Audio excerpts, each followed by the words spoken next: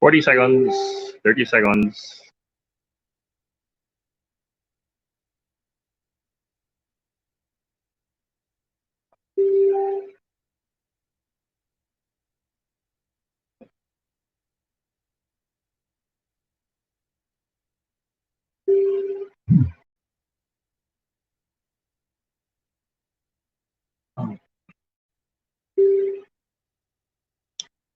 We are now entering the 6th week of the expanded community quarantine, and as the government continues to record an increasing number of cases, it is also enforcing stricter ECQ regulations.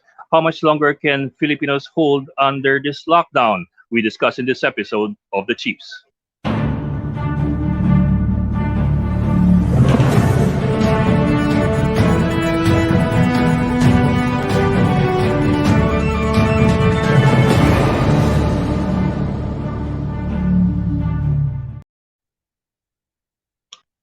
Welcome to the special edition of The Chiefs, and with us tonight are, of course, Robbie Alampay of One News, Ami Pamintuan of the Philippine Star, and of course, we are with News 5 Chief Luchi Cruz Valdez.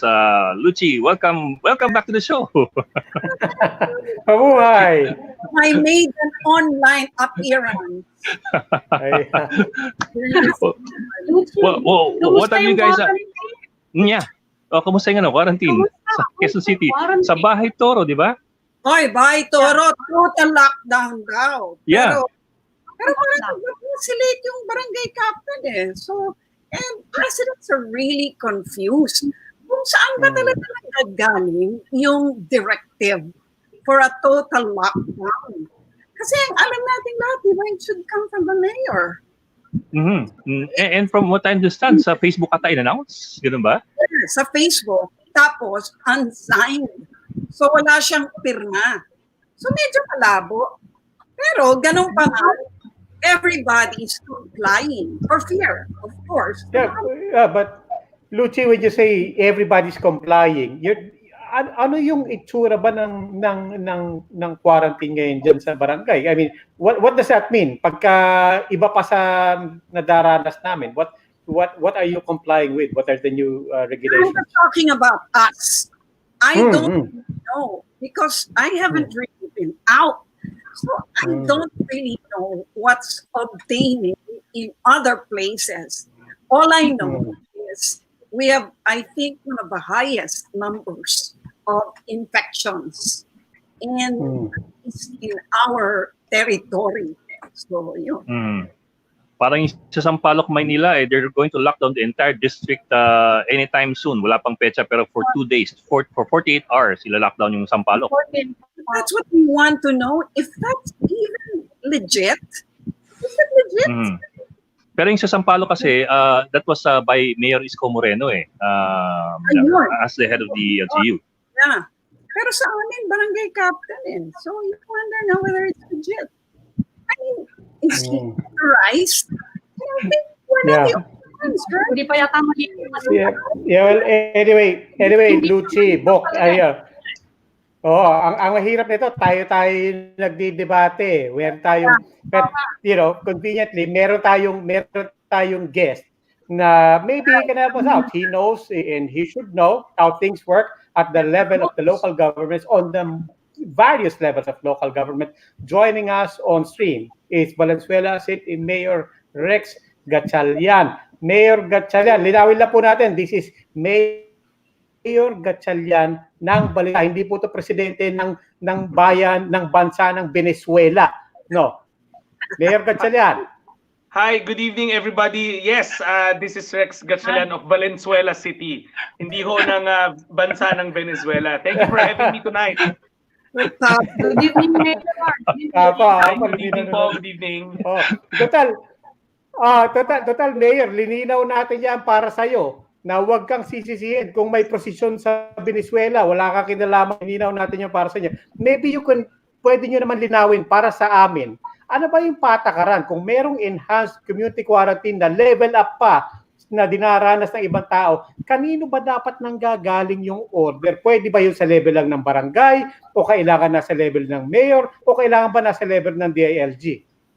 remember the very first IATF guideline, nandun nakalagay yun eh. Now when there is a sustained community transmission, yun na-prove talaga na sa loob ng isang barangay, cluster, kalsada, nagkakaroon ng community transmission, the local chief executive, which I'm presuming is the mayor, has the option to declare further lockdown, whether it's a cluster, a street, or a barangay.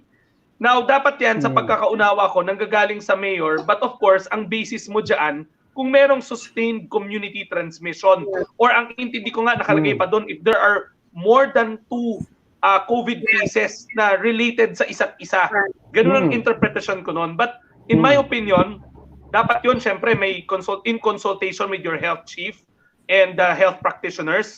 Kasi marami naman sa amin, hindi doctor. So how do we know kung may community transmission? And I would also think that the barangay captain cannot do that unilaterally in his area. Here in Valenzuela, that's a big no-no. Everything has to go through the mayor's office. Kung hindi, yung barangays will have their own kingdoms. Parang ganun mangyayari. Ang problema kasi doon, no barangay is an island eh. You must be able to work with each other in the sense na pag sinara mo yung isa, hindi naman pwedeng isipin mo kaagad na walang epekto to dun sa katabi. Kasi there are landlocked barangays, di ba? There are barangays na yung roads nila magkakadikit. So you have to make sure that the mayor probably, ako ang intindi ko dyan, the mayor declares that. So importante that the mayor knows this para he can make provisions dun sa maapekto ang mga barangay. Yes. Mayor, you're talking about the authorization sa inyo to declare, meron kayong discretion na gawin yan. Saka, paano yung sa Manila magla-lockdown dahil nag-violate daw ng quarantine protocols. So may ila-lockdown na barangay. Yun ba authorized ba kayo? Saka saan nakalagay yung authorization nyo? Meron ba talaga yun sa rules? O meron ba kayong mga guidelines for that? Di ba yung nakwento ko, yung sa sustained, yung further lockdowns, nandun yung natatagpuan sa original na IATF, the very first one na guideline, na nakalagay doon, the local chief executive, if I can paraphrase if proven that in an area merong sustained community transmission of 1 or more 2 positive cases, the local chief executive can declare further lockdowns, whether with the city, the barangay, the street, or a apartment complex, a cluster of apartments. Now, Madam, this is how I interpret it naman itong sa Manila. Di ba, I would always believe that whatever the president says verbally becomes state policy or becomes the government's policy. Yes. Di ba, meron din, hindi ko sinabi ng Pangulo natin na i-lockdown ng Sampaloc, pero parang sa pagkakaunawa ko doon, paulit-ulit niya sinasabi na pag sobrang pasaway na, the mayor should do what they have to do because they know their terrain very well. So it's a very liberal interpretation, in my opinion, na you're being given leeway. Alam mo yung lugar mo, alam mo yung ugali ng tao doon, then you do something about it. Hindi pwedeng aantay mo pa yung national government pumasok. Pero Mayor, ito ang tanong. Ano ba nangyayari pag total lockdown? Ibig sabihin ba nun? Hindi talaga pwedeng lumabas. Tapos di ba this goes against the DILG advisory na dapat nga wala ng window hours kasi lalong nagkukumpol-kumpol. So hindi mo malaman kung ano bang susundin. Well, ako, very clear. In my opinion, in my interpretation, I have to draw from my own experience early part ng ECQ, we had a barangay in particular na doon talaga lahat ng COVID cases. But we have an automated system of contact tracing wherein we log in all the common names, all the names, and then the system will prompt me kung merong relationship yung mga kaso, thereby there's community transmission. Okay. I was so close to declaring further lockdown ng barangay na yon, but I had to consult my local health officer and he said, Mayor, walang relationship. But when we were planning that already, ang intindi ko doon, provisions must be made for food. Dadali mo yun sa bahay-bahay talaga dapat. Provisions has to be made for medicine. So ang intindi ko doon, if you trigger that mechanism, you must be ready to provide food, medicine, or the necessary medical interventions for the residents who will be affected. Right. Hmm. Which doesn't happen. I mean, wala namang nag-house to house para mag-deliver ng food, no? Ma'am, doon sa inyo, you mean? So, parang nagtataka lang ako. Kasi naka-lockdown na sila eh. Yeah. Pero ma'am, di ba, like you said a while ago, I was listening, I don't know, no, but I was listening, you said, hindi man nyo sure kung official na yan because hindi naman signed yung copy. Wala nga. And we haven't heard from anybody so far. So, we don't. So, those of us abiding, we stay home. But you know, because when you go to the grocery during the window hours, my gosh, the lines are just kilometric. Ma'am, in Valenzuela kasi, I have no more intentions of declaring that, hopefully, because nga naglo-localize mass testing na kami. So, right now, we're not locking down communities. We're locking down the person. We're isolating the person. Meaning, because of our localized testing, nadadala ko sila sa central isolation unit, I can tell you point blank, there are no more positive cases in our streets. They're either in our isolation unit, they're either in our frontliner hotel, pag frontliner siya, and they're either in the hospital. So I really don't, sorry, baka pangit pakinggan, I have no experience in locking down further, or I've never done that because iba yung approach namin. Ang approach namin is following the national template, test, trace, isolate. But ang interpretasyon ko ng isolate, wag mo i-isolate yung walang kinalaman sa gulo, kundi i-isolate mo yung maaring may positive case para mabigyan mo siya ng medical intervention. Right. Yes, but Mayor, I presume ang premise dyan is that you have the facilities to isolate people and bring it down because kaya nagdi-default dati ang gobyerno at every level to isolate entire communities because wala pang facilities yung lahat ng LGUs. Even now, I imagine, as we said, Robbie, we're in our fifth week of ECQ. Pero hindi lahat ng... If I can interject, I can give you this because I know it. Parang mga January, the DILG already instructed all of us, all mayors, to come up with their central isolation unit. In fact, to be very fair about it, makulit sila dyan. When I say makulit, every week they were following up. We had to submit progress. So I'm assuming all LGU units must have that. That's right. Mayor, linawin ko na order ba yun ng DILG? Yes, okay. Doon pupunta yung tanong ko, Mayor, linawin ko lang. Yes?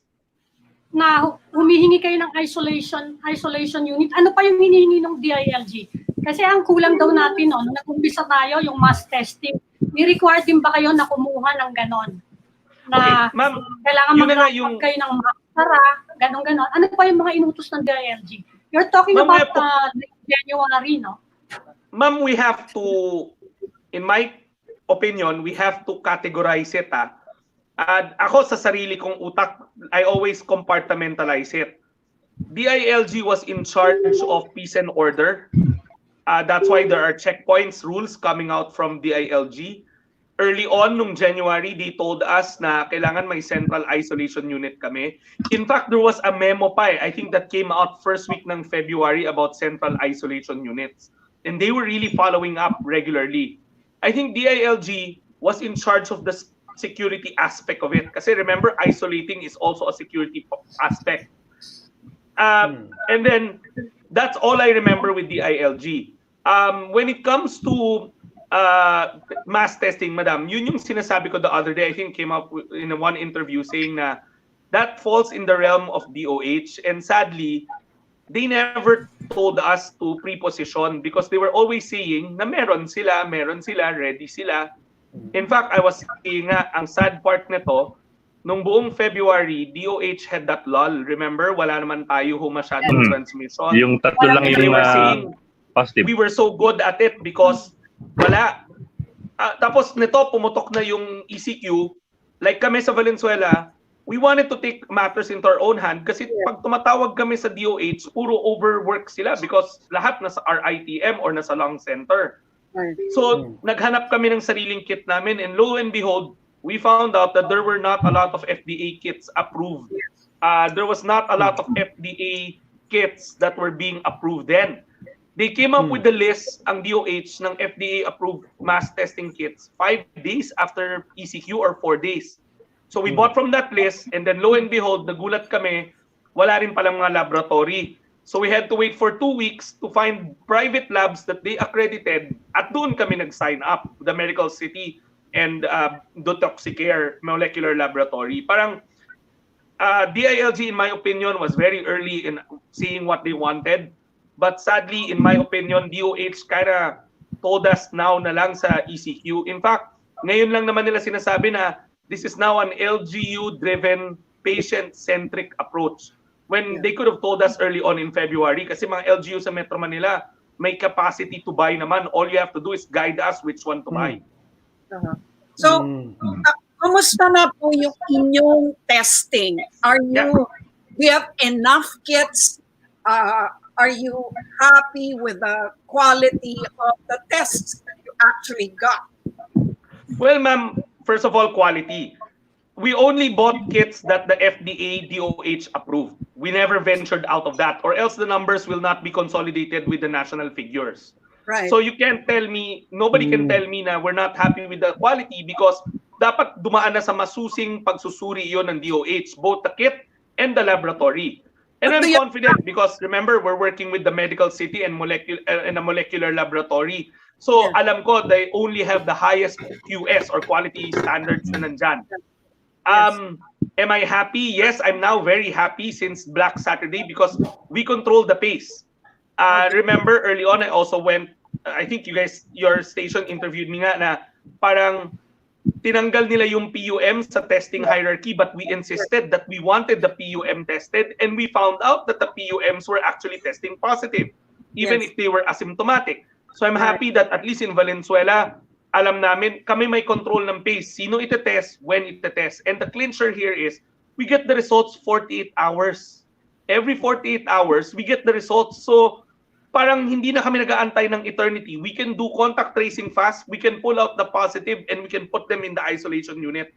Remember, time is of the essence kasi parang ang intindi ko, this virus, the way it was explained to me, the infection rate nito is parang 16. Every person can infect 4 in front, 4 on the side, 4 at the back, 4 on your side. So parang you want to contact trace as fast as you can. Yes. Mayor, how far are you going to push? How far are you going to push the mass testing? Are you going to target a percentage? Are you going to target a percentage of the population, or just the PUMs and PUIs? No, let me qualify. It's targeted mass testing. We're still following the DOH protocol, meaning, remember, every kit, on an average, WHO said that's 5,500 for a person, the kit and the processing. That's their average in literature.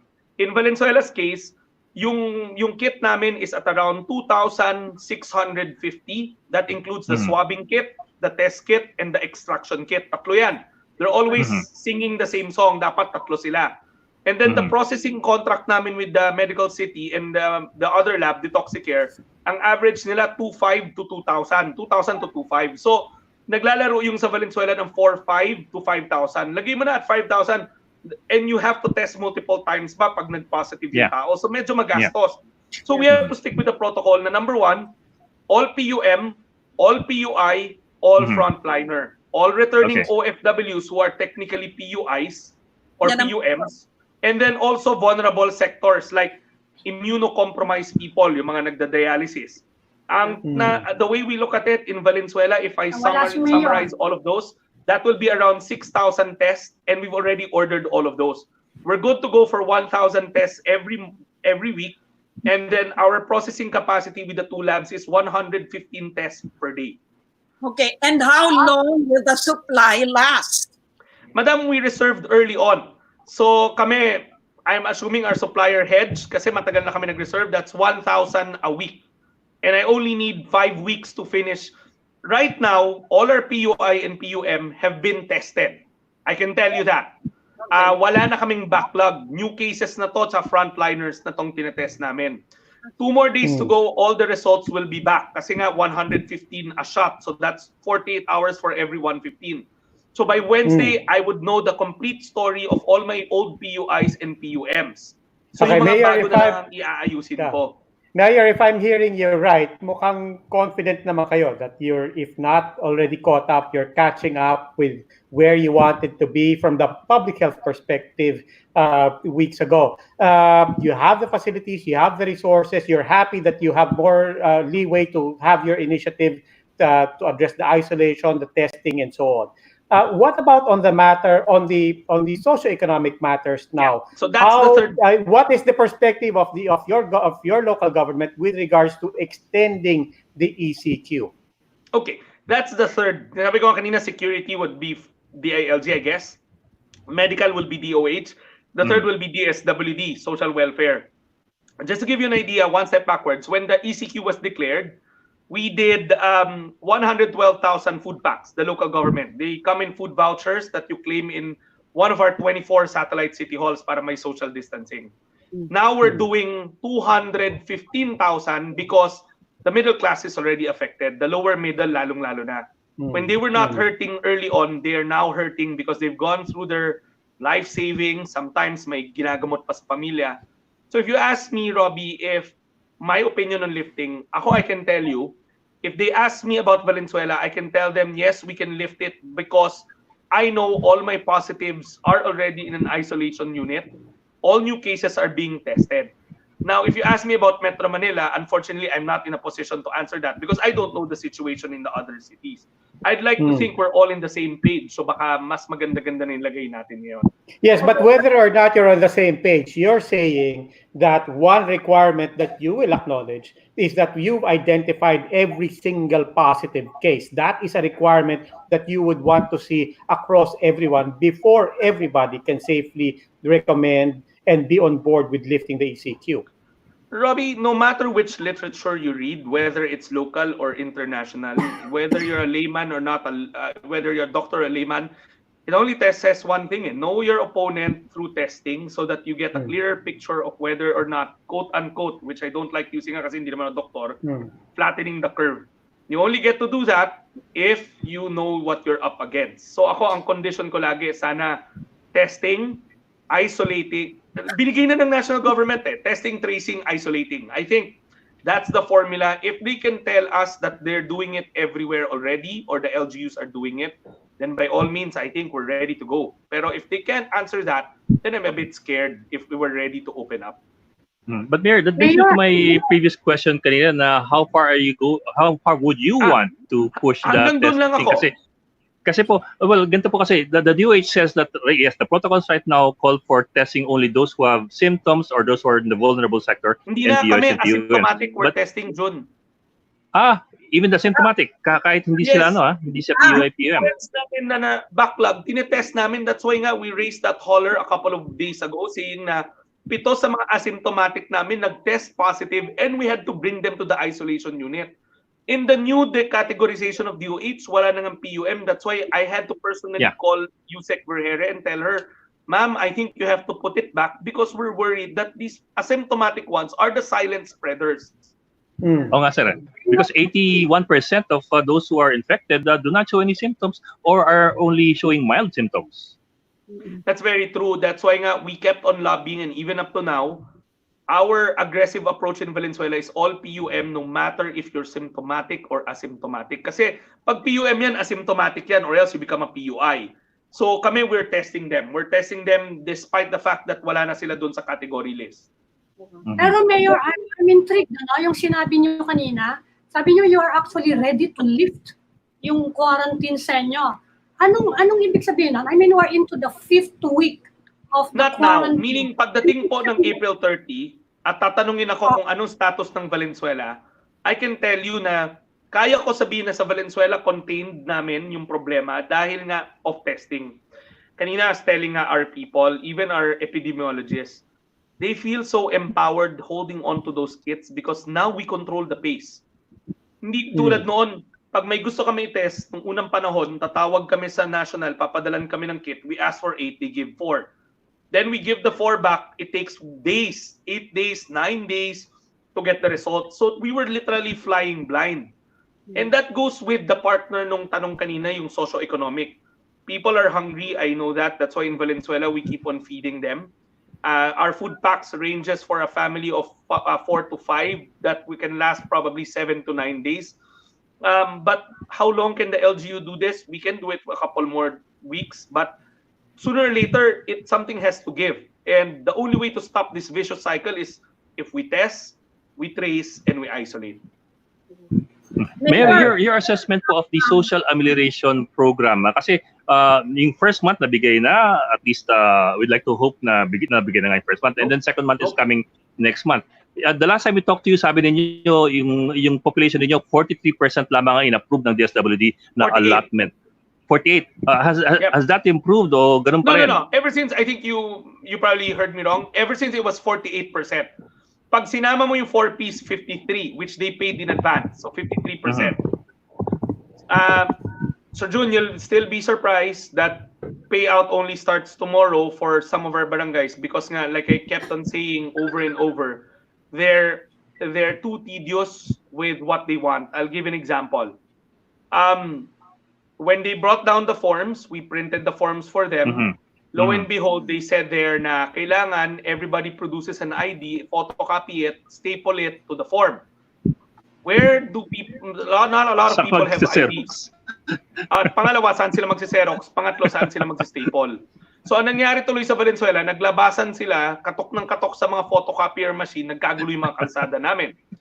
Then we devised a plan na para mabilis, Dropbox. We put Dropboxes across the entire city's satellite city halls, 24 stations. Para hindi kami balik ng balik kasi what they initially wanted, pagbigay ng farmhouse to us, babalikan namin yon. Ang point ko doon, what if mabagal mag-fill up yung pamilya? Di balik kami ng balik, sayang lang ng pagod and resources. So we told the people here, the minute you're finished, whether it's 30 minutes upon receiving the form, drop it off. Ang nangyari, DSWD came, the regional people, and started interviewing in front of the Dropbox. So again, nagkaroon ng build-up. So I raised a holler again about that. In fact, I think I'm meeting Secretary Bautista tomorrow. I heard he's coming to Valenzuela to discuss nga these things. So talaga, you can see the lack of flexibility on the terrain right now. If we were not in a pandemic, great. Let's do all of these things. Let's put it one by one. But you want to feed people early on, and you want to do it now. But it seems that their format is not inept with the terrain. That's the problem. Okay. Sir, last question na lang now for me.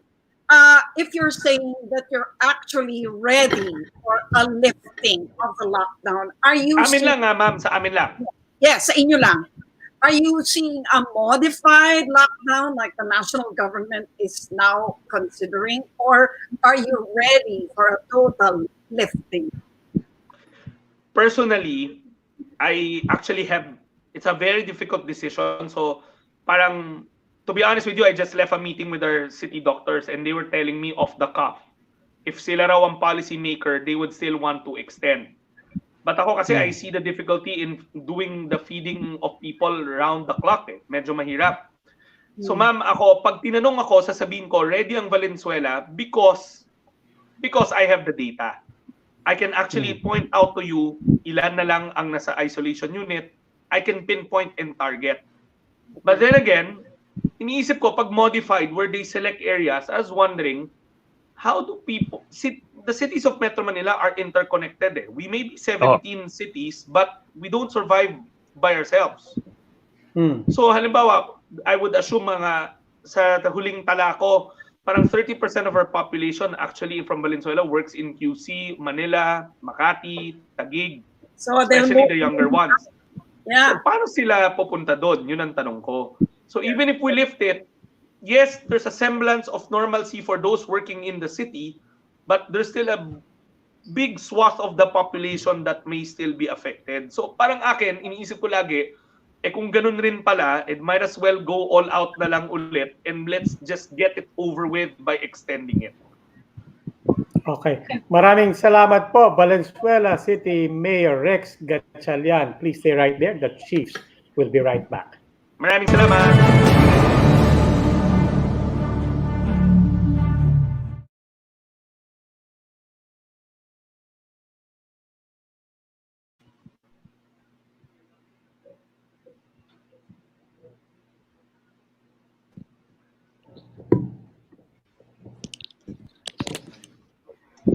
Diretso ba tingin ko? O nakayuko ako o nakatingala? Okay lang diretso. Sinong intro? Si Ami, no? Ami ba intro? Ami, yeah. Gordon. Hi, sir. Senator. Sino yung una? Si Banggawa? Edwin Gao? Edwin Gao. Okay, sige. I'm Hi, sir. ready. Kompleto kami, sir. Hi, sir. Hi, sir. Hi, Sir, si sir. Ami mag-intro sa inyo, sir. Na-message ko na po already. Hi, sir. Good evening. Hi, good evening, guys. Hi, Hi, sir. good evening, Si Senator. Ami mag-intro po sa inyo, si Ami Pamintuan. Sige. Si Ami. Yes. Sir, busy tayo Ano? ngayon. Sir, busy tayo. Sir, naririnig niyo kami? Can This you hear is us? the understatement of the year. Busy ako nga. Sobra. Understatements. You Sir, know, hindi ka pa pumipirma yung ano? Tatabingin ka namin doon, kay Duque. Yung kay Duque. sorry? Yung Ano? kay Yung Duque, resolution hindi kay ka- Duque, hindi ka kasama sa Oh, no, signatories. wala niya ba ako kay Secretary Duque? We got bigger fish to fry. Hindi ka Sige, pipirma. sige. Ask your Hindi na kita questions. pagkakaroon sa Red Cross. Tanong ko How muna come, yung how Red come Cross. you're Kwan? How come nagmi-miss? Hello? Go ahead. Kami, naririnig mo Say kami? choppy. Naririnig Stop mo using kami? the phones. Naririnig nyo kami lahat sa Bad connection. Senator? 10 seconds. Sir, Hello? baka kailangan mo i-reset. O, baka Hello?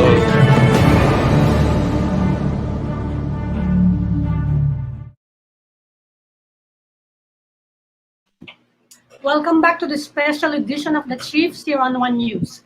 Katatapos lang po natin kay Mayor Gatchalian ng Valenzuela.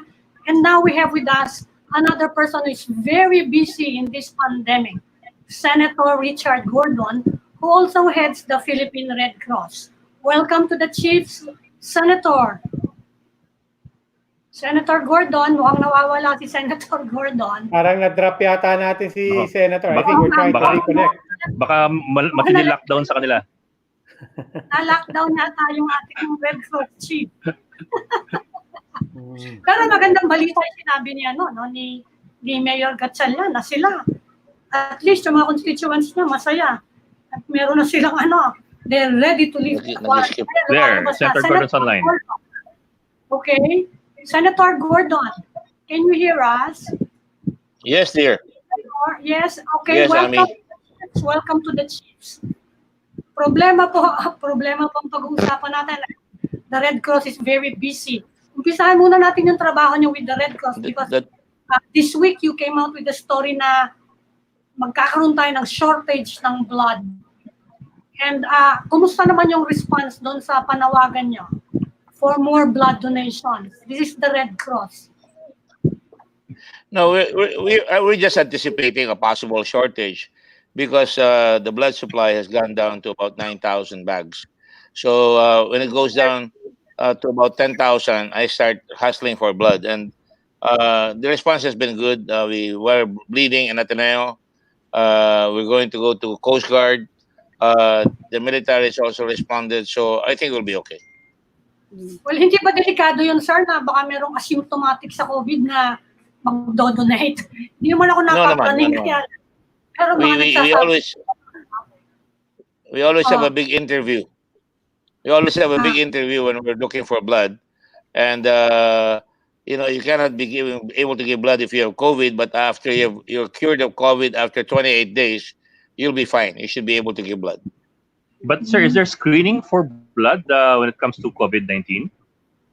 I don't think there's any screening for blood for COVID-18, but we do make a lot of interviews before we do the blood, and so we are able to get blood from our usual donors, and we have quite a bit of many donors in the Red Cross. Senator Robbie Alampay po.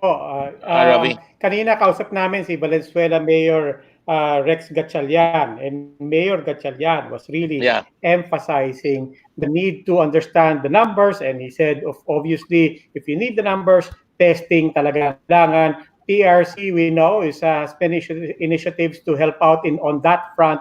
What's the situation, and not just for the PRC, but as far as you can understand at the top level of government, where are we when it comes to testing? Well, we're kind of late, but I think we will pick up very fast. PRC and the government is picking up fast. I don't speak for the government. I'll speak for PRC. We now have tomorrow. Hopefully, we will have another 4 sets of machines using the automated RNA system, and we should be able to test 1,000 per machine. So we already have 4 machines running. In fact, we did 1,000 of the leftovers by RITM, and we were able to finish it. And now Batangas wants us to test their swabs. I just talked to Senator Recto, and tomorrow we will probably have the permit from RITM for our second lab. So we now have 8,000, and if we do it right, we can have a possibility of about 8,000 tests a day. But I will bet on about 5,000 tests a day because we're just starting, and the proficiency will get better and better. And when we do that, we can even go up to 12,000 tests a day, because by Friday we will have another laboratory with 4,000 tests a day capable, and therefore I think we can bridge gaps. So you're talking about laboratory. So I suppose you're talking about the PCR or RT-PCR test kits. That's correct. That's correct. Yeah. Sir, anong priority list nyo? Sino ang uunahin? Ang unahin, kung walang tao, yung magpapatest, testingin namin, babayad lang naman sila. Then of course, we will prioritize those who are suspected of having the symptoms, no? PUM, PUI, we will do that, no? But it works this way. The mayors will provide the testing, the swabbing, and they will also provide us with the digital personal circumstances, usually transported by computer to our computers here. And then we do the testing here. And as soon as we get it, we forward it to DOH, to the mayor, and to the person involved, and we keep a record in PRC. And we've been able to do that rather well so far. And the proof of the pudding will be in the eating when we have a tidal wave of people who are wanting to be tested. Do you see yourself using the rapid test kits? I'm not a rapid test fan. I don't want to test. The PCR test is fast enough. It's capable of testing within 3 hours. In fact, this guy Bong Garcia, general manager of MMDA, tested yesterday, and he was so happy he got his results this morning. Clear na. Okay. Clear siya. Sir, may napansin lang kami na we've noticed kasi nag-pass ng resolution yung mga colleagues mo in the Senate calling for the resignation of Secretary Duque, and you've been quite critical of the administration on other matters in the past. Sa ngayon, ano yung bakit hindi pa kayo, pipirma ba kayo doon kay No, Secretary I won't. Or anong tingin nyo, why not? Hindi ako pipirma dyan. Hindi ako magpa-participate sa political exercise at the time when we're all trying to rally our people to be positive. You can investigate later if there's anything to investigate. I think all of us are trying to work hard, and there will be mistakes. And, even America, the most powerful nation in the world, is having a difficult time. Italy is really suffering. Spain is suffering. China suffered. And I would say, I think we can do this. We have bigger fish to fry. I don't have to get involved in the intramurals of the moment. So far naman, okay sa inyo yung responses natin. Considering na we all make mistakes, sinabi nyo na nga. So far naman, wala kayong nakikitang, parang sinasabi ni Secretary Duque, ito yung nagawa namin. So, generally, agree naman kayo sa ganong assessment ng sitwasyon. Well, I think if you change him now and change him with somebody else, he'll have a hard time, whoever he is. People are never satisfied in a crisis like this. And so if he has to learn from scratch again, hihirapan na naman yan. So ako, sinusuportahan ko na lang. I don't see that, it's a big problem. It's about time that we have a Center for Disease Control that will handle this. I think the DOH should handle public health in general, and a special warfare like this. Kailangan i-separate. Centers for Disease Control. Yan ang sinasabi ninyo. I think we lost the senator. Hello. Nag-freeze. Yeah. Nag-freeze Yes, yata sir. ang... So I remember kinikwento na niya yan noon na gusto daw niya ng Centers for Disease Control na apart from the Department of Health. At ilagay daw under epidemiologist. Senator, are you still pushing for that? Sir, Senator, narinig I think, yeah. So will Yeah, I you can be hear pushing you. I can hear you. Will you be filing a bill along that line na magtayo na tayo ng Centers for I've Disease already Control? filed. Yeah. One of my recommendations after Dengvaxa was to file a bill on Center for Disease Control, and we prepared the bill. It should be ready to be discussed in the committee, and if they're not gonna move, we can always say we can bring it to the floor. If we have enough senators who say we can bring it to the floor right away. So applied to COVID, anong mga salient points nung proposal ninyo yon? Applied to this situation. COVID, well, Kung meron tayo ng Centers for Disease Control, what could we have done in dealing with this pandemic? If you look at other countries, they would have a prepared plan already. For example, they would know how to isolate. Actually, the formula is basically the same. Kaya lang, minsan mabagal lang talaga ang takbo dahil hindi pa naiintindihan ng tao. So, the thing is to identify what the disease is, isolate it by making sure that you do strenuous measures to make sure that it's isolated, implement reasonable quarantine and distancing and washing of hands. It should be done all year round, in other words, so that people get used to it. And then finally, you help the people. So I think that kailangan dito ngayon, I think all that has been done. And the important thing now is to keep testing. Even in the United States, the American people are saying test first before you lift the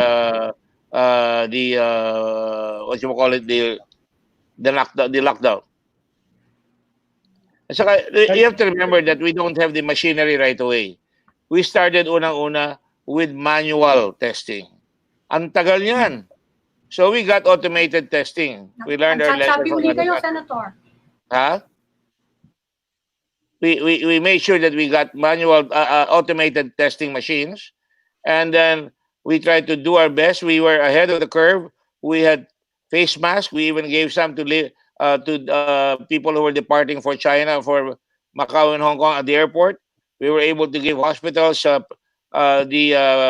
we gave PGH about 20,000 face masks and about 2,000 PPEs. We gave the same thing to major hospital here in Lung Center and NKTI. We have a tent at NKTI that handles dialysis. I think that if we work hard enough, we can pinpoint. For example, I think that we have to make ready with even the American Red Cross now is looking at using arenas so that they can immediately have quarantine in a fast clip. So I think we should be able to do that. Okay. Senator, you've worn many hats, and right now you're wearing the hat of PRC. From a public health perspective, you've been a local executive as well. Dito po sa usapin ng pag-lift or not to lift or to extend the ECQ, where do you stand? At ano po ang matimbang sa inyo? Is it still the public health perspective, or at a certain point, does the socio-economic considerations start to outweigh the public health questions? Obviously, hindi tayo pwede mag-perpetual lockdown. Pero, kung di pa tayo sigurado na kontrolado na natin yan, huwag muna tayo mag-lift ng lockdown. Perhaps, yung mga barangays that have no problems, I think they can be allowed to move around. They can make their money. I think you can pinpoint certain areas where our vendors can sell, provided they do distancing, provided that they are tested by the government at least once every 2 weeks or once every week. You can identify factories that can stay overnight in their factories and start producing. But you cannot have a lockdown permanently, and you cannot have an immediate lifting of the lockdown because you're going to have problems. You have to do it right the first time. Kailangan tama ang ginagawa natin. Galingan na natin yan, and then let's start, pasok natin yung unti-unti, pasok na natin yung mga sinasabi natin dyan. Perhaps public transport should be done. Hindi na jeepney, kailangan buses na talagang may mga lugar na mayroong mga spacing. I don't know if we have enough buses, but at least we can try. Or you can have staggered working hours so that people can go into their work in a matter na makakapasok sila na hindi masyadong dikit-dikit sila. So there are many things that can be done. We all have to put our head together, and we have to show the country na tayong lahat ay may ginagawa, tayong lahat ay may contribution. And when you do that, you have to inspire the people, you have to make them believe. And when you do that, I think we will have the problem licked. But sir, do you think people are... You think will hinge on the results of the testing? Well, I'll tell you. Tingnan nyo yung test results, and I'll be very direct here. Makita mo, ang San Lazaro had only 100, if I'm not mistaken, or 90 in a day. No, I'm trying to look at my sheet here. No, for example, RITM, sometime about a week ago, they were doing 900 tests as of that time. At that time, I counted it. They were doing 2,000 tests for the whole country. So that's how slow it was. Yes. So, napakabagal, 2,000 sa isang buong bansa. Because nagulat tayo, di tayo nakapaghanda ng tinatawag na test machine. Ngayon, ang haba-haba ng pila sa China, haba ng Singapore, para makabili itong testing machines. Alright? So, mabuti na Red Cross, nakabili kami kaagad, and we have people out there who are helping us, and so nadala yan dito.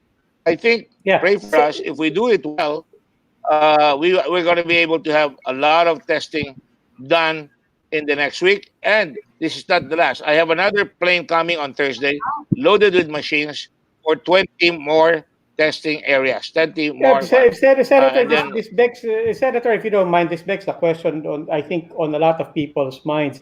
We've been talking in the past days to local governments that have taken their own initiative to have their own testing. You're talking about how the Philippine Red Cross is able to augment and multiply the capacity of the government to test and to carry out thousands of tests. It goes back to a basic question from the very start. How come the national government couldn't bring that capacity from the very start? Well, we're Monday morning quarterbacking, Robbie. I'm sorry, I agree with you most of the time. Walang magaling dyan eh. Kahit na siguro ako kung hahawakan ko yan, meron pa rin manunuligsa. But as far as I'm concerned, we do it every step at a time. We learn from each other. Look at Yber Gatchalian. He's able to do the 500 PUDs, PUIs, and PUMs. And then he's going to expand now. A lot of other mayors are now going to test in the Red Cross. Tomorrow, they're all meeting here. I did not ask them, but they're all volunteering to be tested here in the Red Cross. And by the way, in Subic, where Walm is completed, Tarlac is going up. Batangas is going up. Los Baños, UP Los Baños is going up. I even talked with Ateneo. Ateneo is preparing to have their own machines, same as ours. And then we're going to go to Cebu. Cebu is being built for us. We have a big Red Cross facility there. Para mabilis, we have contractors who are willing to do that. And I think DPWH is willing to do it for us. Zamboanga, we're going to do that.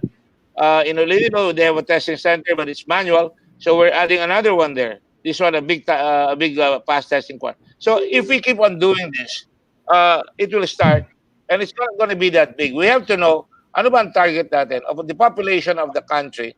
Ilan bang estimate ng gobyerno na dapat tatamaan nitong gulo na ito? And if we know how to estimate, then we can put in more machines as we go along, and we can test, and we can speed up the people who are going to have to follow quarantining. You can see some of the test machines that we have in the Red Cross. They're not easy to get, but we were able to get them. Where there's a will, there's a way. So kailangan talaga magtulong-tulong tayo. And by the way, this came from... Bitin ako doon. Parang nabitin ako sa sasabihin By the way, ni Chairman. okay, we have to go back. By the Maganda way, pa naman yung pinipicture. Maganda pa naman yung pinipicture. Nasa na. But it's Wala. really interesting. No? I mean, I think to what Chairman Gordon said, it wasn't so much to Monday medical, morning quarterback, but it wasn't even so much a question of why, but really As I'm what doing I'm from really memory. curious about is the question of how. Anong nangyari na biglang bumulusok lahat? Okay, well, Chairman Gordon. Senator, nandun na Ano kayo yan? sa by the way. By the way. What Ay, natanda. Okay. nabitin kami kasi na-cut off ka sa by the way. By the way. Say, By the way, okay. Marami nagdo-donate sa amin. Marami nagdo-donate. Senator, let me ask you another let me move on to another aspect. Let me ask you to put on your hat now as senator. Are enough people getting enough help at the right time? I'm talking about the Social Amelioration Fund. May 100 billion na nirelease na the other week pa from DBM to DSWD. But sabi nga ni Mayor Gatchalian, bukas pa sila mag-roll out ng pera. And that's only one city. Speed is the name of the game. If Opo. you love your people, ang mayor dapat walang politika diyan, pero alam ko marami namang politika. Di pa ako kumikbo pagkatapos na lang huhulihin ko lang diyan. I'm really gathering enough evidence for them. Imagine they're even disregarding quarantine, no? Procedures or rather distancing procedures. Pagpapapirma muna sila para dumami ang tao, para matuwa ang tao sa kanila, then a few days later magbibigay sila, pero ang nabibigay halimbawa ilan lang. Hindi naman lahat ganyan, pero dapat talaga ma-account yan. Una, ilan ang binigyan sa CC sa 4Ps, di ba? Mabibilang mo yan. It was at 4 million last week. Sa mga 4 million vendors. 4-piece beneficiaries. Yan. Kung nabilang mo na yan, ma-check yan, even the Red Cross can help. Nabigyan na ba kayo? In fact, the Red Cross is also raising money from the international community. Nabibigyan namin yung hindi nabigyan. Ayoko magdo-double bigay. And yet, I keep getting reports from all over the country. Hindi kami nabigyan, wala kaming panggatas, wala kaming bigas, maawa na kayo. So, dapat ina-action na yan. We have an action center here that you dial 1158. When you dial that, it's not just to tell us that you have natatakot ka, baka may COVID ka, o baka kailangan ka lang dalhin sa hospital ng ambulansya. Pero sinasabi nila, pagka hindi sila nabibigyan, and many times, pag hindi sila nabigyan, tinatawagan namin yung mayor, tinatawagan namin yung barangay captain, nabibigyan sila. So there alone, makikita mo, hindi umaabot kaagad. So kailangan talaga, tinututukan yan. And everybody, gusto ko yung suggestion ni SP Soto, na dapat i-broadcast lahat sa buong Pilipinas yung nabigyan ng pera. At para malaman kung sino ang hindi nabigyan. Senator, Yes. Pero Senator, kasi ganito, yung sa 4-piece, 4 million na nabigyan, yung sa non-4-piece na 13.6 million benefit, as of Friday last week, nasa 300,000 pa lang. At nagtatalo, as of last week, nagtatalo pa yung DSWD tsaka yung LGUs doon sa ilan talaga ang dapat bigyan doon sa mga LGUs. Mukhang magkakaiba sila ng data. Alam mo sa akin, nail it down, we'll fix it later. Kung di mo naman ninakaw, may papel ka ng binigyan, madadali ka kung nagluluko ka. Pero basta yung papel mo, may papel, may paper trail, mapapakita mo. Sa akin, mabuti na may nabigyan kaysa konti lang nabigyan o walang nabigyan. So sa akin, saka na tayo magtuos-tuos. Pagka nagbigay ka sa hindi dapat bigyan, dali ka. Dali ka. You can do that. I-report mo lang. Ito ang binigyan ko ngayon. Ito mga tao ito sa barangay na ito, sabi ng mayor. Pag hindi niya nabigyan, alapit sigurado kami hindi nabigyan. Middle class ka or upper class ka, ba't ka bibigyan? Ikaw, ang kinakawag lang natin, yung talagang the vulnerable. Yun dapat ang malalaman dyan. Dapat Mayor, doon lang po tayo, Mayor, I'm just intrigued, doon lang po tayo sa lehitimo, I agree. Pag-usapan lang natin, kanina sabi nyo, pagka hindi nabibigyan, tinatawagan nyo yung, kung kailangan tawagan yung mayor, kung kailangan tawagan yung local government official, tatawagan, tapos yan maibibigay. I'm just curious, when you do that call, and it actually works, and it's released, what was the bottleneck? What do you find was, nasan yung bara? Ba't nagkaganon? Pwede naman palang sabihan lang, mangyayari. Kaya na ayoko pag malapit ang eleksyon . Di ba? Nagbibigay dahil O ito, malaking pamilya ito, bigyan muna natin to. Ito, maliit lang pamilya ito. Tinitingnan nila. Systematic na yung mga maraming tao dyan ngayon, ha. Tinitingnan nila kung sino ang bibigyan. Kung minsan kahit hindi dapat bigyan, malaking pamilya, bibigyan. Eh, yung maliliit na tao, dapat makita. Kaya, dapat may report palagi. May monitoring group, may DILG sa lahat ng probinsya. Dapat sisingilin sila. Ilan ang na-monitor mo na bigyan? At alin dyan ang dapat hindi nabigyan. So, dapat, pag ginawa mo, at least there's something working already. Then you can call on other organizations to work with DILG there to find out whether in fact hindi nabibigyan yung mga tao. Eh well, gaya nga po na sabi niyo, Senator, magdadating din naman yung araw ng pagtutuos at sinasabi niyo nga, now is not the time, unfortunately, now is the time to come together and do what we can. At kung may kailangang harapin at may pagtutuos, dadating yung araw na yon. But to that point... Robby, hindi mo naman may tatago pag hindi nagbigay, may aangal eh. Yes, but that's my question, sir. Are you confident on that point? Are you confident that at least the systems for transparency are in place to preserve everything that's happening, including the shenanigans? The very fact that I'm suggesting a public accountability every day. Ito nabigyan ng barangay Gordon Heights. Ito nabigyan ng barangay Cabalan. Ito nabigyan ng barangay Holy Spirit. Ito nabigyan ganon. Araw-araw, malalaman mo yan at titignan mo lang yung ako, gusto kong hingin yung listahan ng voters para makita ko kung sino nabibigyan talaga eh.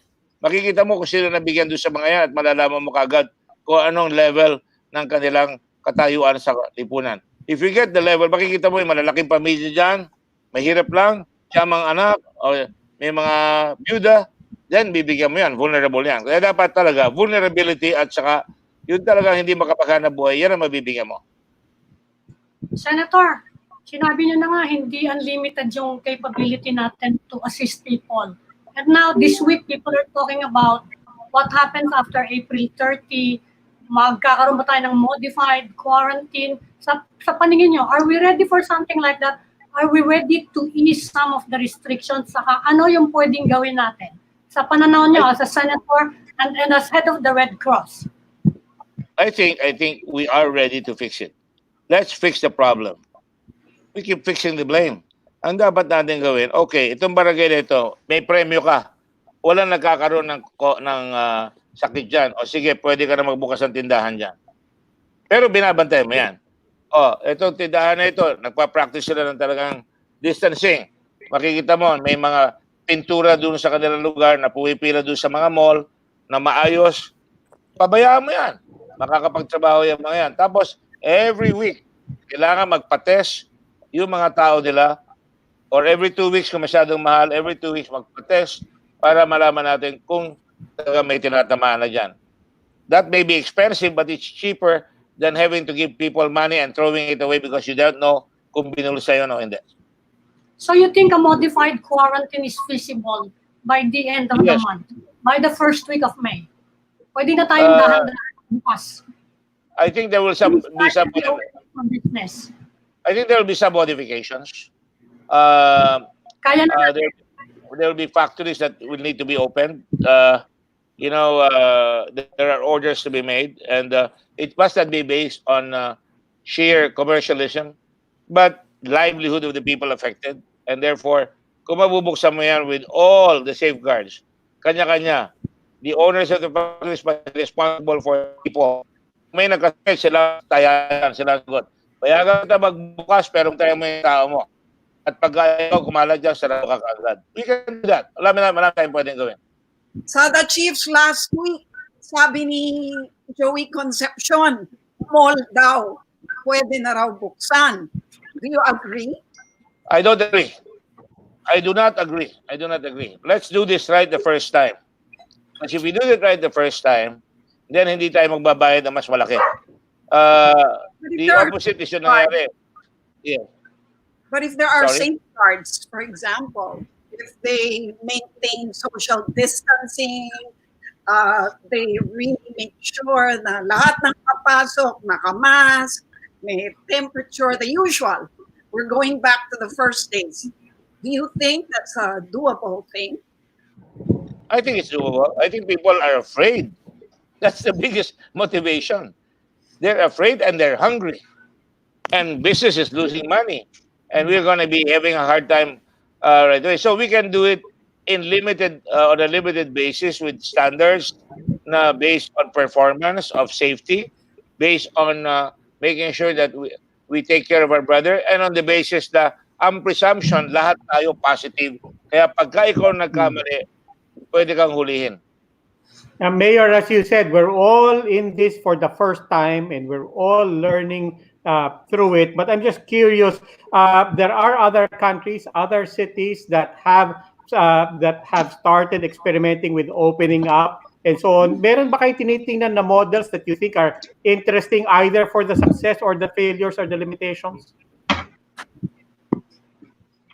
Well, look at Singapore. It's very disciplined. And yet, marami sila. When you consider the population of Singapore, which is I think about 6 to 8 million, ang dami nilang may sakit. Yeah. So, Pero sir, baka that's because you're testing so many people. Well, that's possible. But tayo, just because we don't have it doesn't mean that we don't test. Doesn't mean that we don't have it. And that is why I'm a firm believer in testing. Let us find the culprit in the body of Filipinos. And when we find it, heal it, remove that guy from the community. If he has relatives that have been compromised, take them along, test them right away, quarantine them, and then we will slowly beat this fight. We will win this fight. Mayor, may mga bago pa There's no quick fix. Ang Red Cross ba may mga bagong project that you're looking at, considering what's happening Yes, now? Ano yung mga we are bago? considering. We don't go by projects, we go on need. We are considering opening up, and we have it here on the country, a hospital, an emergency hospital for those who don't have COVID. Maraming tao umiikot, hindi makapasok. Ayaw papasukin ng hospital. So ilalagay namin yung tent na yan, na air condition naman yan, at may mga laboratory yan, at we are just preparing to get doctors there. And if the government will help us, we can open that tent if you like, and we're going to work with this. If the Canadians are willing, we'll work with them. And therefore, we people who don't have anywhere to go because they're being deprived, they can go there. So, how much time will you need to get it ready? To get it up and running, how much time do you need? How much? How much time will you need to get it up and running? Gaano katagal bago ma-operationalize? I can do it tomorrow. In fact, I told my people last week, they're already preparing it. Yeah. Pero tinitingnan ko muna kung saan ilalagay, saan ang need. For example, you have the arena. Malayo sa hospital yan. Lagyan mo ng hospital doon na hindi COVID para yung mga kamag-anak doon na andun. Pag magpapatingin na andun, hindi COVID yon. Or you can put it near a major hospital para kung may kailangan, makakatulong yung mga doktor doon ng mga dalubhasa. And we can ask for, and we can request for additional hospitals like that if there is a need for it. And I think we can do that because the Philippine Red Cross is very much respected in the whole Red Cross world. Senator, one more question. Your opinion of the resignation of Economic Planning Secretary Ernesto Pernia and the apparent reasons for his resignation. Sabi ng iba kasi it was because of his position for a modified quarantine, which some say appears to go against the opinions of other members of the cabinet. Yes. You know, I'm sorry that we lost him. He's a good guy. He's a professor at UP. He has stated his position clearly in many times, and I think that's important to have people in the cabinet who will tell the emperor he has no clothes once in a while, because it's important. And I'm sorry we lost him, but I hope the new guy, who is a young, a young fast talk, if you like. You know, I have disagreed with him many times, but of course, meron rin mga play sa palasyo, yung may mga kanya-kanyang grupo diyan na ilalagay nila yung ka-teamwork nila at para sa ganoon magkakaroon. And hopefully it works. If they don't work, then they will be found out and they will be held to pay. That's all I can say. May kwento si Secretary Pernia kanina na meron daw mga bubulong-bulong kay Pangulo na hindi team player yang si Secretary Pernia. Hindi team player. Hindi daw. Mga secretaries daw na mas malapit kay presidente kaysa sa kanya, binubulungan daw, whisper into the ear of the president that Pernia is not a team player. Well, that is always the path of the people who have agendas, no? And at the same time, ako, ang sinasabi ko palagi, I've learned in the long experience in government that you better embrace your critic because he will tell you the truth. Sometimes your friends will not tell you the truth. So listen, and you have to have good judgment, and don't rely on the we belong crowd because that's dangerous. So keep your enemies closer. That's right. That's right. Well, so I think Ferdinand is a good man. I think, but they think his leaving makes their team stronger. It will be better for the country. I pray for that. But if it doesn't, like I said, they will have to answer for that resignation. It's hard to get good people that's here. The question, no, whether it represents a schism, as it were, in the cabinet that might not go well for us in terms of the decision on whether or not to lift the lockdown. You know, I'm laughing because you know how to lay a trap for fools like me. No. I'm not going to bite on that. There's always a schism in any cabinet. You know? There's always a bunch of, even in the Senate, may mga kanya-kanyang grupo, may macho group, may seatmates. And you know, we have to learn kasi to work with each other. That is the difficulty of this country. There are so many parties when you should only have two political parties and one should not be shifting. Pag nanalo ka, doon ka sa administrasyon. Hindi dahil ikaw bumoto sa Senate President.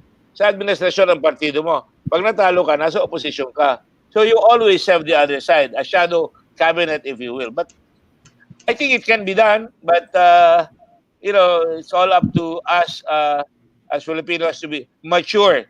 We are a great country. I have no doubt about the skills and talent of our people, but kailangan somebody's got to harness the talents and skills and energies of our people. Okay. Red Cross Chairman and Senator Richard Gordon, maraming salamat po for joining us tonight. Always a pleasure. Lucy, I'm looking good. I don't know about the two guys beside you. Sir, si Ami ang katabi ninyo eh. Hindi kami. Maraming salamat po, Senator Gordon. Sige pa, salamat po. Thank you. Okay, up next when we come back, yes sir. Well, up next when we come back, we will be talking about mental health naman. Maraming salamat po, Senator Gordon, and Senator, the Chiefs will be right back.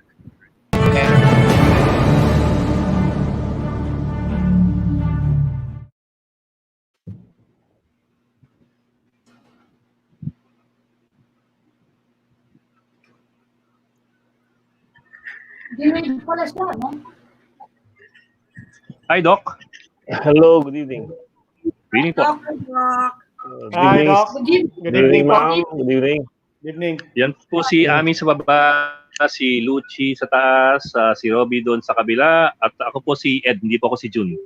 Okay, everybody's in Si place. Rex kasi, si Mayor kasi Jun ang Jun eh. Jun ang tawag sa akin eh. Even in previous episodes, he'd call me June.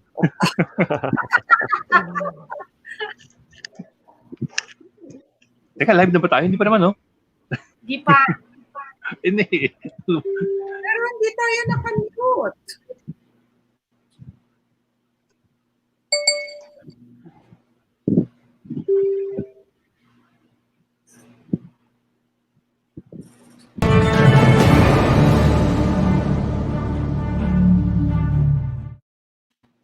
And welcome back to the Chiefs here in One News. We are on the final stage of our conversation for this episode, and with us to talk about the mental health aspects of measures against COVID-19 is Dr. Amadeo Alinea of the Philippine Psychiatry Association. Doctor, thank you for joining us and good evening.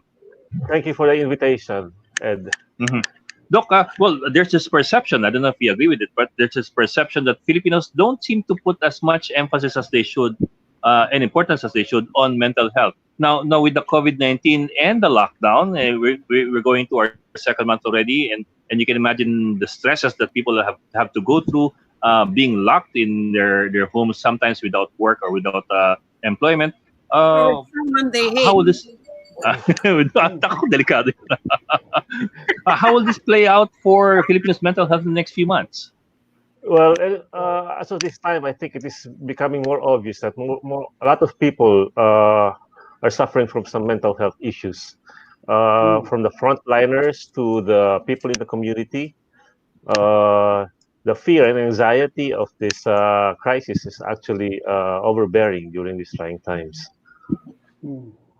This is the Doc, first I don't more know. than ever, no? Doc, I don't know if it's possible to do this on a national level. Pero lahat ng tao, I think we're all experiencing the same thing. Lahat ng tao nagtatanungan, when will this be lifted? Ililift na ba ang ECQ? Ililift na ba ang ECQ? If there's such a way or such a thing as taking the temperature or diagnosing the whole nation, what would you say is our psyche right now? What are we all collectively going through right now?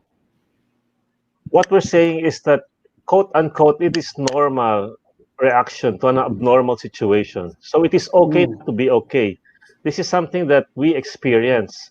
It doesn't mean that if you experience this, you are in the verge of a mental collapse.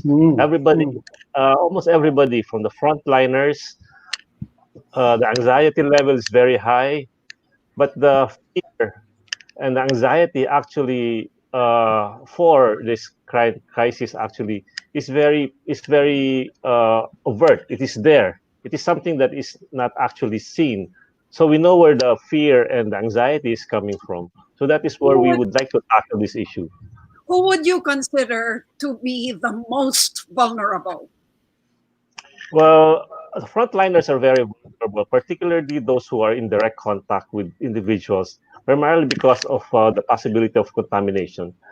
The war with this crisis or with this COVID-19 is actually an invisible war. So that is the even with some protective gears, a slight deviation might result to also being contaminated.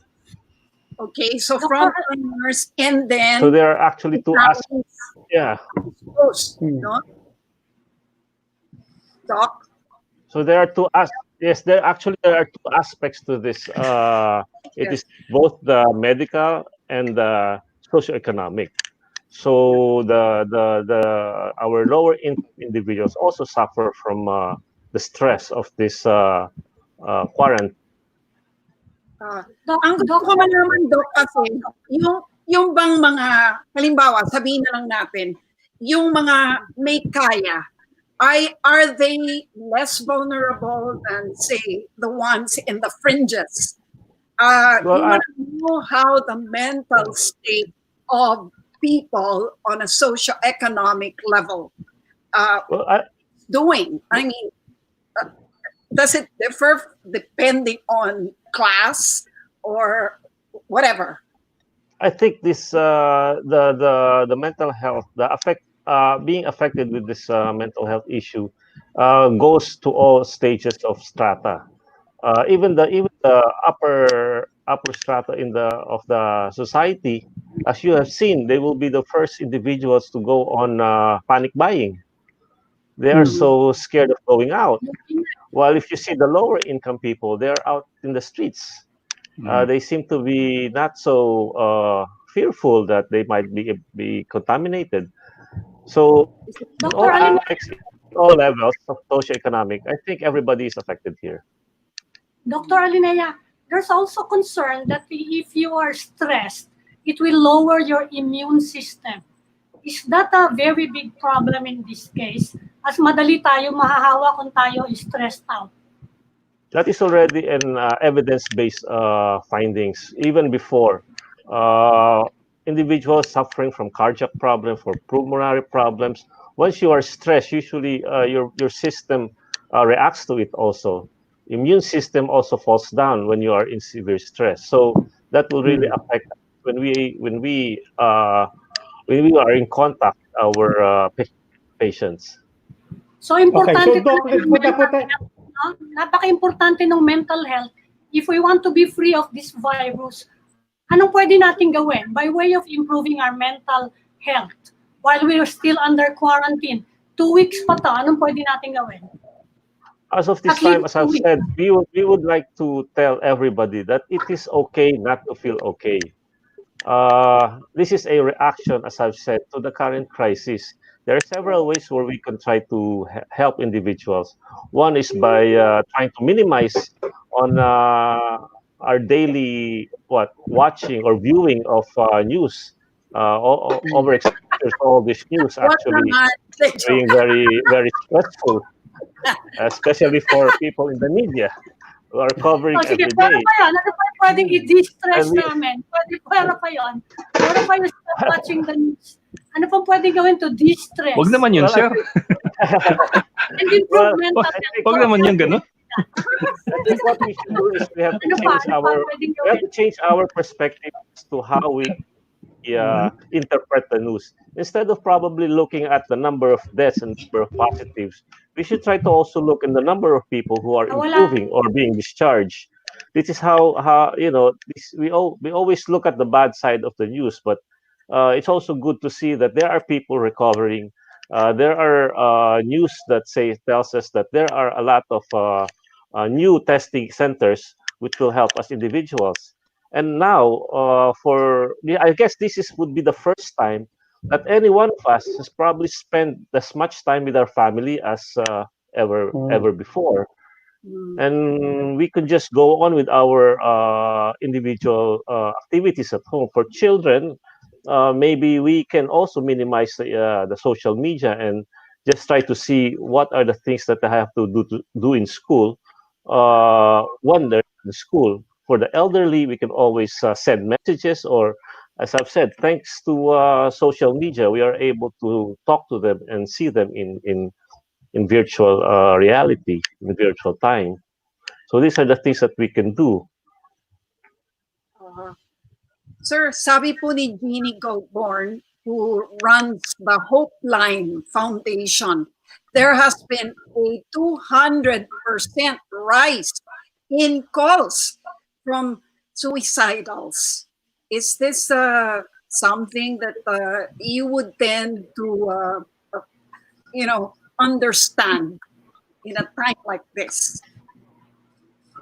Well, as I've said, this is the trying times when individuals will really be suffering from a lot of emotional disturbance, sadness, anger, frustration, anxiety.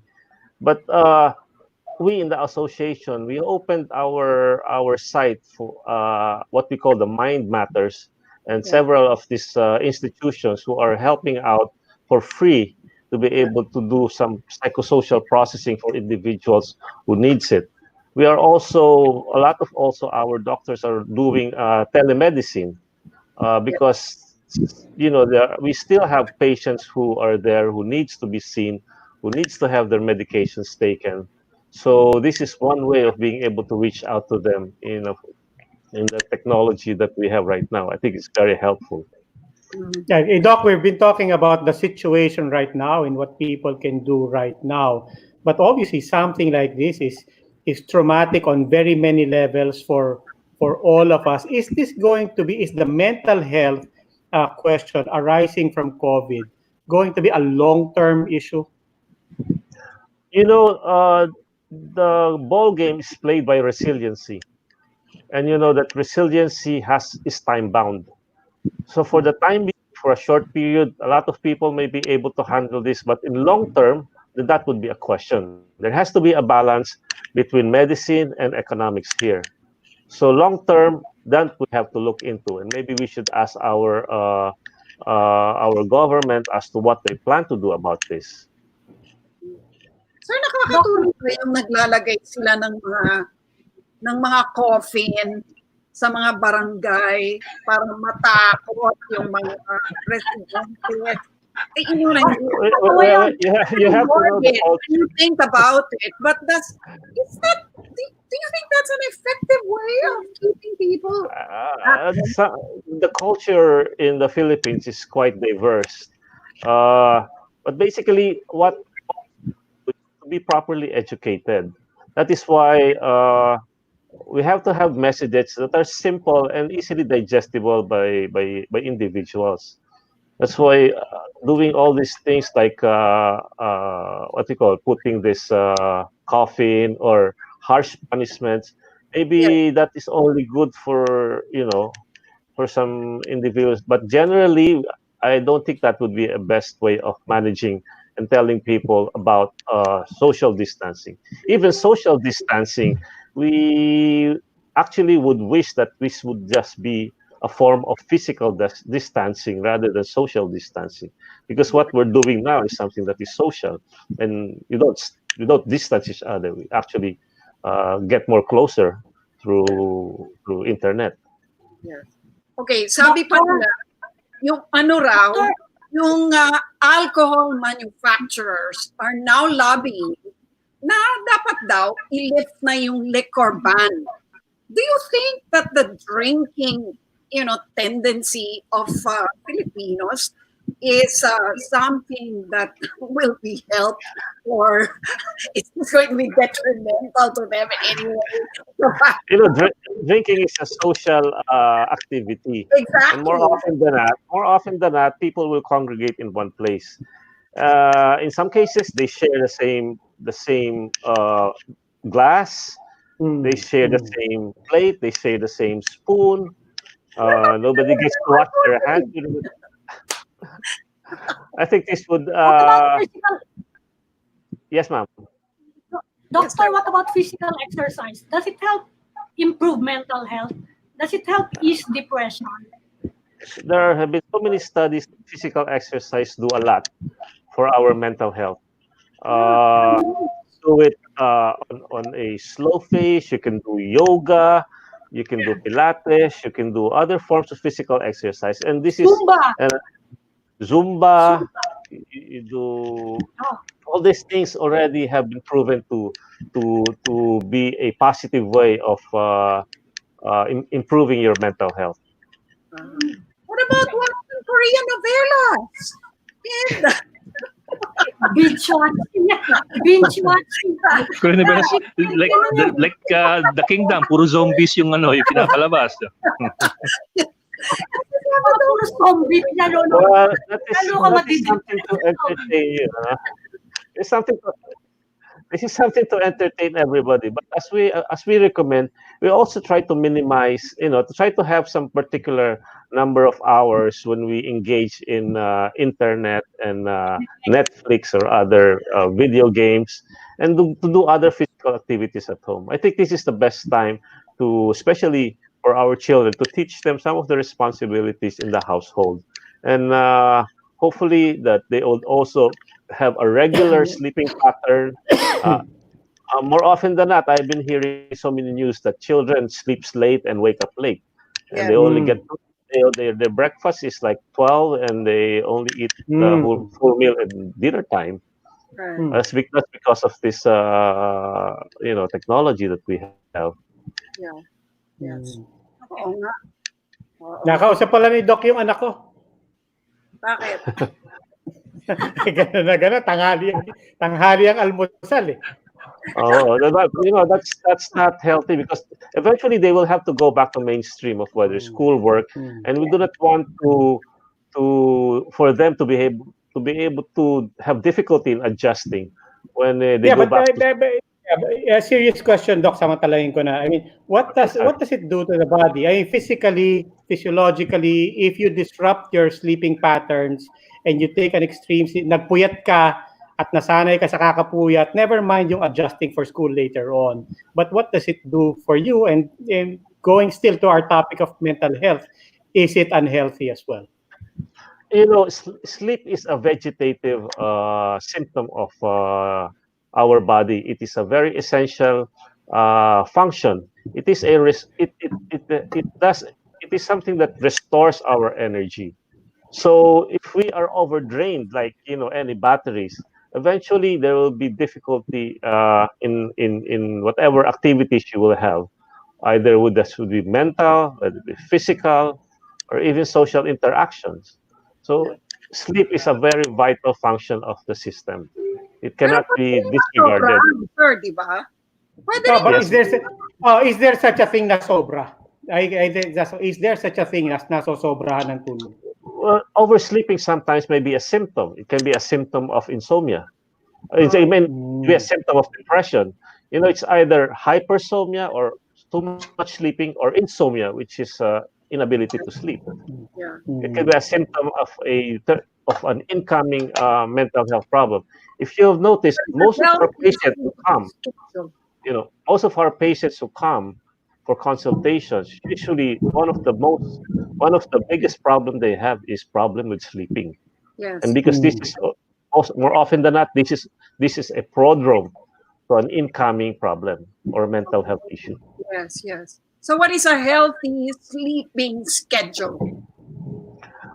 There is no such thing as qualitative sleep. This is more of quantitative. I mean, this is not quantitative, it is qualitative. It should be a restful sleep. It doesn't matter if you only sleep for 6 hours. It doesn't matter. If you see that there are circadian changes when you grow older, I'm not saying that you people are getting older, but Kaya namin. but you see, it is the quality of sleep that we are talking about. It's something that, despite the duration, you feel restored. You feel good when you wake up in the morning. Because some people who are depressed, even though they slept for about 12 hours, notice that when they wake up, they still feel tired. That's true. Yes. Okay. Maraming salamat po sa inyo, Sir Dr. Alinea. And sana nga, we'll be talking to you in better times. Yes, ma'am. Thank you very much for this invitation. And as I've said, our association, the Philippine Psychiatric Association, has an open line, which is the Mind Matters. You can see that in the internet, and we're giving free consultations right now. All right. Thank you po. Thank you. Thank you very much. Salamat po. Salamat po. Good evening. Good evening, and thank And you very that'll much. be all for this special edition of the Chiefs. And we hope that what was discussed here will keep the conversation going. I'm Lucy Cruz Valdez of News 5. I'm Ami Pamintuan of the Philippine Star. I'm Ed Linga of TV5. I'm Robbie Alampay, and we are One News.